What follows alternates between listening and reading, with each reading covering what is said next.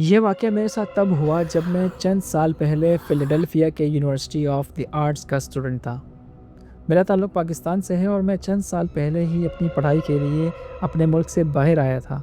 लेकिन इस रात मेरे हॉस्टल में जो मेरे साथ हुआ, उसे आप बस महसूस करने की कोशिश करें। क्योंकि अभी इसी वक़्त आपके साथ ये हो, तो आप क्या करोगे? जब मैं सेकंड ईयर में आया तो मेरी रूममेट एक लड़की थी, जिसका नाम नतालिया था। वो एक म्यूज़िशियन थी।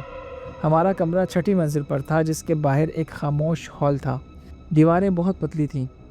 नतालिया की देर रात की प्रैक्टिसेस और गाना मुझे अक्सर नींद से जगा देते थे।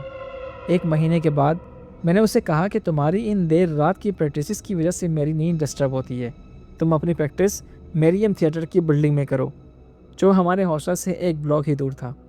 एक रात तकरीबन 8 बजे नतालिया ने मुझसे कहा कि वो अपनी म्यूज़िक वीडियो की तैयारी के लिए देर तक प्रैक्टिस करेगी, उसे टाइम लग जाएगा और हो सकता है कि आधी रात तक वो वापस ना आए।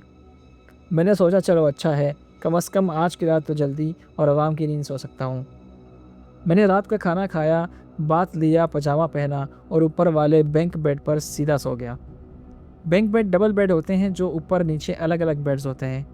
खैर, जैसे ही मैंने सर तकिए से लगाया, नींद ने मुझे फ़ौरन घेर लिया और मैं कुछ ही देर में नींद की आगोश में चला गया। कुछ देर बाद अचानक दरवाजे की आवाज़ से मेरी नींद खुल गई।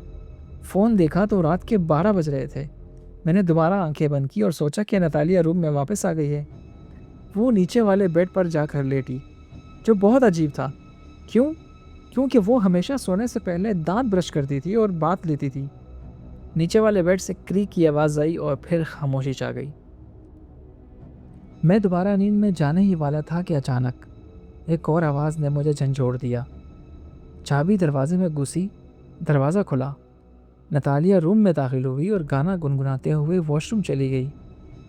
मेरी आंखों से उस वक्त नींद बहुत दूर जा चुकी थी और मैं बस ये सोच रहा था कि नतालिया अगर वॉशरूम में है तो नीचे वाले बेड पर चादर ओढ़कर कौन सो रहा है, क्योंकि उस कमरे की चाबी सिर्फ मेरे और नतालिया के पास थी।